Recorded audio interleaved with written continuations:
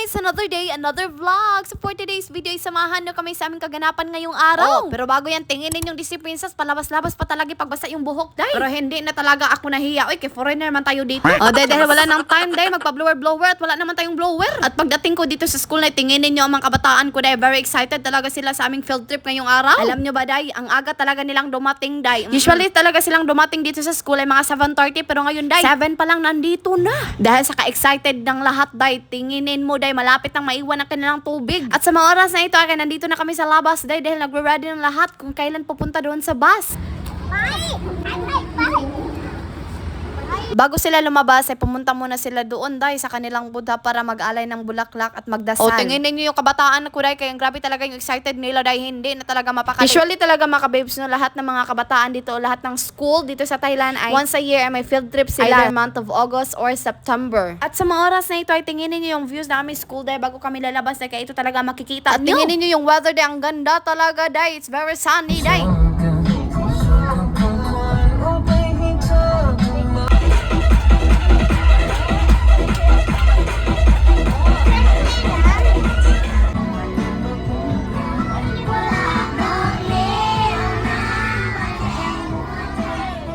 O, diba, day, grabe talaga yung saya na aming kabataan, day, no? Pati sila nakakanta na rin. Bago sila bumaba, day, no, kasi sinabihan sila ng mga Thai teacher na dapat by pair at maghawak kamay para, day, hindi talaga sila magkabulag-bulag, day. At galing pala sa aming school papunta dito ay it takes, day, 1 hour, day, depende, day, sa pagbiyahe. At dahil bawal ipasok yung mga shoes, day, iniwan talaga nila sa ano ba talaga? Iniwan talaga sa labas, day, no? Hindi talaga yan ipasok, kaya pinalabas nga. Ang pinuntahan pala namin dito ngayon kay aquarium, day, hindi naman siya gaano kalaki sa aming pinuntahan last year din. Ang laki-laki, day, sa mga bata, day, okay na yan, day, basta makakita sila ng malaking isda.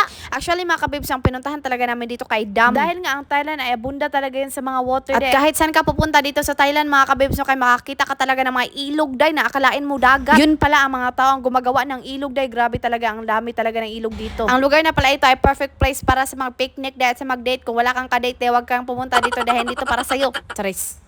Day, kinapoy talaga ako pag sunod-sunod sa mga kabataan, day.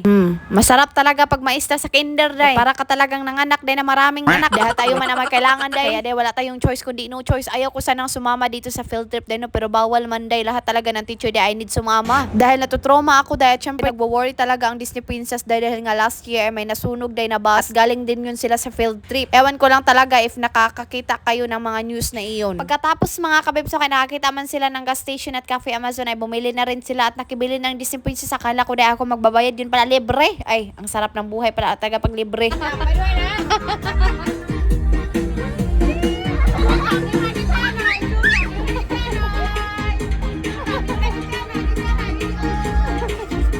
O, tingin ninyo kung gaano kasi ang aking mga estudyante, day, sa pagsayaw-sayaw. At pagkatapos nun, day, no, for how many years and how many months, how many seconds, how many hours, day, nakala din kami dito sa amin. Siguro kapag may ganitong field trip, no, na once a year dito sa Pinas, day, no, kanako, day, ang ganda siguro. And thankfully talaga, mga kabebso, kaya nakaabot kami ng safe and sound at walang mga masamang nangyari. Kaya nga natutrauma ang Disney Princess, day. Uy, grabe talaga yung kaba, day. And hanggang dito na lang, mga kabebs. Thank you for watching and see you in my next mini vlog. Kapuna ka!